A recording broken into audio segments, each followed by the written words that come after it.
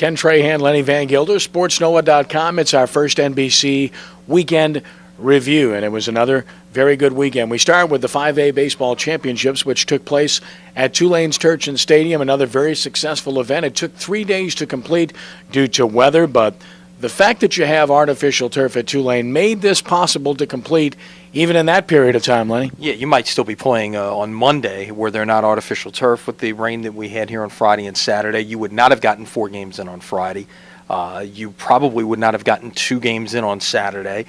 We could have been in a situation where we might be playing a championship game tonight or sometime later on this week, depending on graduation schedules and the like. Fortunately, they got it in, and the Bar Buccaneers are state champions for a 6th time, all since 1998. And they beat Rummel 3-2 in a really good ball game. Errorless baseball, just extremely well played. And congratulations to Barb. It's one of the better programs in the state. Congratulations to Rummel on a terrific season. To Jesuit and Hunville as well, who had very good seasons. Yeah, it was a good year locally. Unfortunately, we're not hoisting any state championship trophies in New Orleans as we're accustomed to seeing so often. But that certainly doesn't take away from the level of play here in New Orleans. It just so happens that when it got down to championship day that these particular teams didn't win. Country Day in 1A, great season.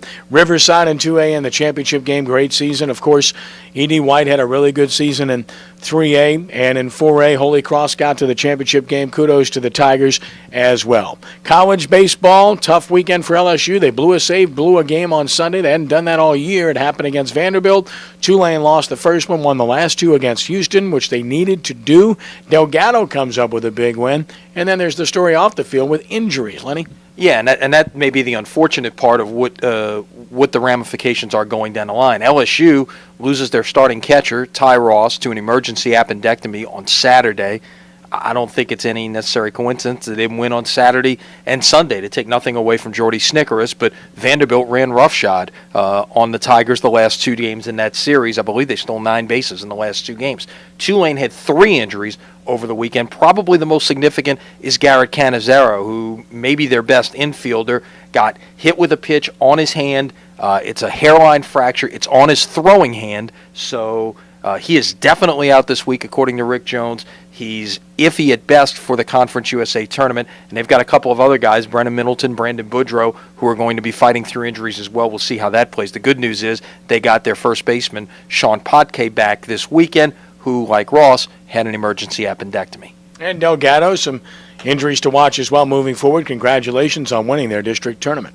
Yeah, terrific job by Joe Sherman's club, and they will go to Missouri this coming week, probably leaving on Wednesday.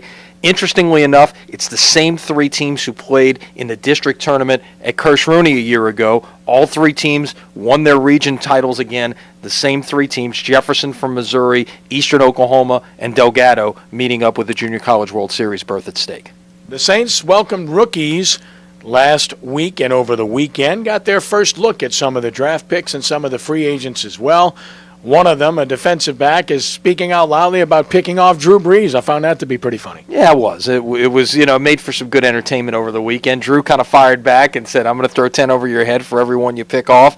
And I even saw where I think it was Zach Streif kind of added a little addendum to that, said more like 50. Drew's being kind of modest there, but at least it gives you a little bit of chatter right now. Maybe takes away from people thinking about Drew's contract. Yeah, which remains unsettled, so nothing new to report there. Unfortunately, hopefully something good will come of that sometime soon. So a busy weekend and a busy week to come at SportsNola.com. Of course, we urge you to check out Sports NOLA Spotlight TV Monday nights, 6 p.m. here on Sports NOLA TV, which is WHNO Channel 20, so we urge you to check it out tonight, and you'll get a chance to check out some prominent former Saints players, and I know people will enjoy it, Lenny. Yeah, I think they will, and some great programming here, and if you're looking for Sports NOLA TV, we're on a slight hiatus and back talking about the sports topics of the day, if you will, coming up in a couple of months. But in the meantime, what a great intermission, if you will, for the late spring and early summer. Look forward to that. Look forward to having you check us out completely through our entire site here at SportsNola.com. Lenny, thanks as always. Thank you.